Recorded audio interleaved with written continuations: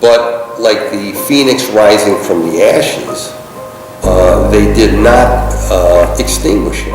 Political tension, financial default, corporate pressure. These were some of the many blights that afflicted the city of Cleveland in the late 1970s, and fixing these problems would seem inordinately troublesome.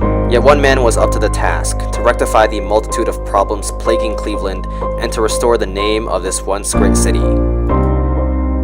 He's very outspoken, he's brave, he's courageous, he takes tough stands, and I really admire that in him.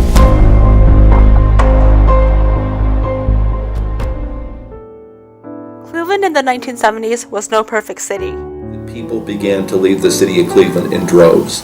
Okay. In 1970, there were 750,000 people living in Cleveland. 10 years later, that number dropped to 595,000 people. It was a huge population loss. So all of that affected property values. The job markets weren't good. It was generally a period of great unrest in the city. Years of white flight had resulted in a large number of businesses abandoning Cleveland and skyrocketing unemployment in the now predominantly African American city. There was an exponential growth in demand for social services, as well as a disturbing drop in the tax base. On top of poor economic health, Cleveland's weather conditions in the 1970s were far from optimal. Thus, the time of textbook politics was over. Clevelanders were demanding real change. This change came in the form of young Dennis Kucinich. Witnessing the conditions that struck Cleveland, Kucinich, free of potentially harmful alliances with the political and business establishment, ran to be Cleveland's next mayor. During his mayoral campaign, Dennis Kucinich made several promises. He promised that he would not bend to corporate interests. He promised that he would speak on behalf of people and not allow the major corporations in the city to run the government.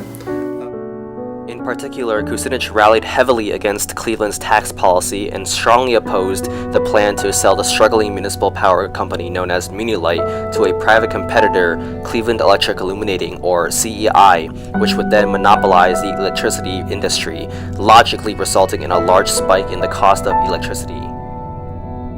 There was a differential at that time of 33% difference between a Cleveland public power bill, Munilight bill, and a illuminating company bill. 33% difference. So if you were on Cleveland Public Power, and I'm going to keep referring to it as Cleveland Public Power because that's what we refer to it as today, you were saving 33% every month on your light bill.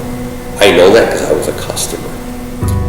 Over the years, that was a substantial amount of savings, that putting money back in people's wallets and pockets that they had for other goods and services.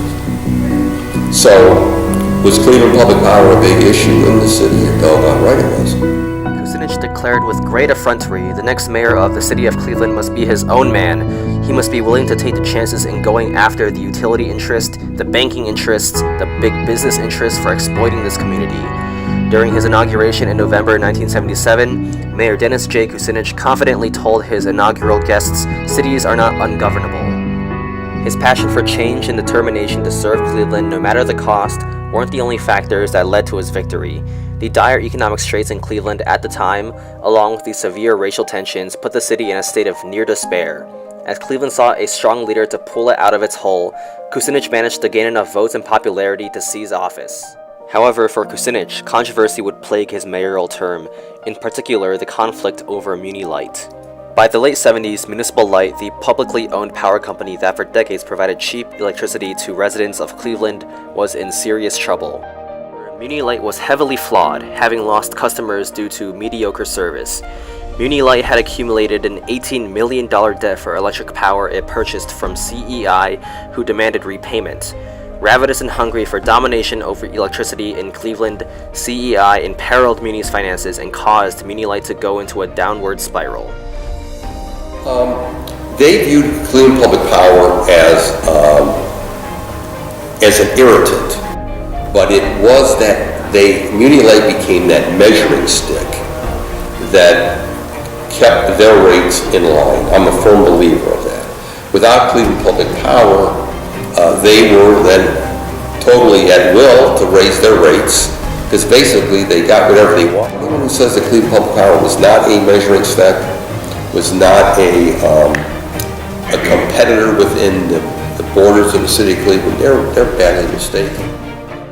Thanks to efforts by its main competitor to secure a monopoly over electricity, Municipal Light had gotten dangerously close to being sold. That competitor, the privately owned Cleveland Electric Illuminating Company, had devised a clever scheme to put Municipal Light out of business, in partnership by means of interlocking directorates with the bank known as Cleveland Trust. The two corporations knew of Cleveland's financial ills during that time, primarily caused by deindustrialization and falling revenue, and exploited them to achieve their goal of eliminating competition. To force capitulation from the municipal government, the bank would refuse to extend the city's loan, demanding payment in the form of Municipal Light's sale to CEI, fully aware of Cleveland's inability to secure the money through other means. Seeing the dilemma facing Municipal Light, stepping into the spotlight was the young, bold mayor Dennis Kucinich, who upon election intervened to block the transaction. Kucinich foresaw that preserving Muni Light would save the citizens of Cleveland a considerable sum of money. Furthermore, he realized that as a representative of the people, he was compelled to heed the wishes of the citizens of Cleveland rather than the agenda of the corporations and business community that wielded extraordinary power. Thus, Kucinich persevered with his decision, despite the mounting pressure to retain Muni Light for the city of Cleveland. However, not everyone was in favor of Kucinich's personality and decisions.